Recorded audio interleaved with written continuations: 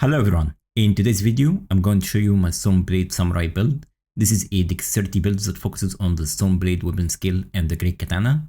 Stoneblade is not a new H4, I have used this one before in my Blackfire Ronin build, but with the DLC adding new unique items to boost the damage of Storm abilities, I decided to make a build that focuses just on the Stoneblade H4.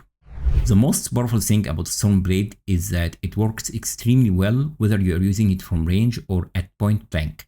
It is swift and spammy, and you can absolutely decimate your enemies without ever having to get too close.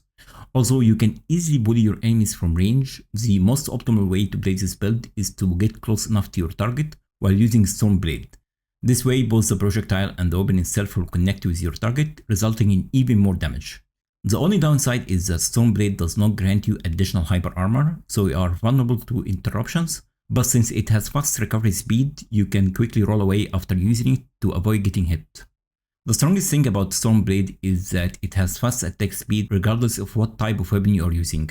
This is why ideally you should use Stoneblade on a slow weapon to benefit from this perk. One of the best weapons you can use Stoneblade with is the Great Katana. It has an exceptional reach, which reminds me of the Nakiba Katana from the base game. This will certainly make it easier for you to connect with your target. It also has natural bleed build-up like most katanas, which is always a huge plus, especially against DLC enemies. And finally, it is extremely easy to obtain. You can find it next to a sleeping dragon in Graves Plain, the first area of the DLC over here on the map. For your weapons affinity, I suggest you go with the Keen Infusion. While blood or occult affinities will certainly boost your bleed build-up, it will come at the expense of your attack power, and you will only benefit from the additional bleed build-up if you are close enough to your target.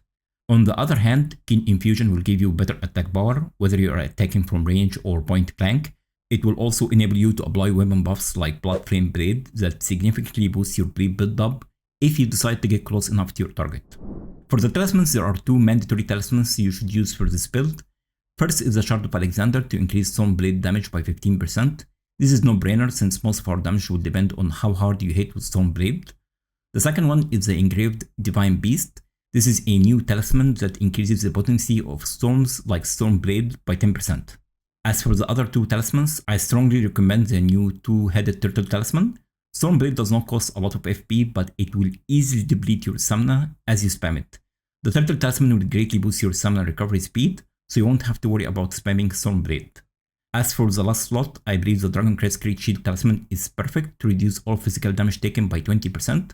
However, if you want to boost your damage output even more, you can instead use the Lord of Blood's Exaltation talisman to increase all your damage by 20% after triggering blood loss.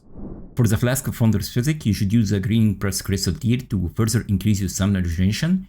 It also stacks with the two-headed turtle talisman. Alongside, I was using the Opaline Heart tier to boost all damage negation by 15%. This will certainly boost your defense and encourage you to use Stoneblade H4 close to your target.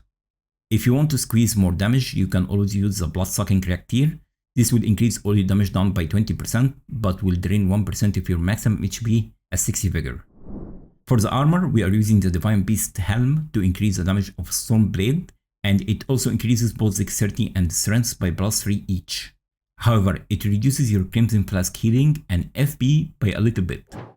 It is important to mention that the Divine Beast head that you can obtain after defeating the Divine Beast boss in Bellorat gives slightly better bonuses, although it is too gigantic for my own taste.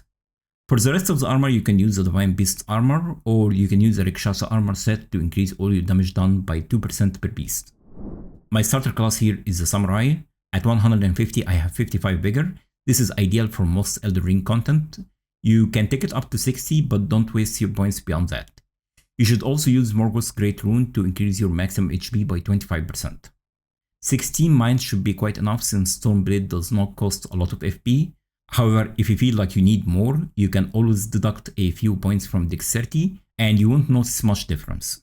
Stoneblade costs plenty of stamina, especially if you start spamming it. 25 endurance should be quite enough to cover that up. As I mentioned earlier, we are using the Keen Infusion on the Great Katana, so Dexterity is your main source of damage.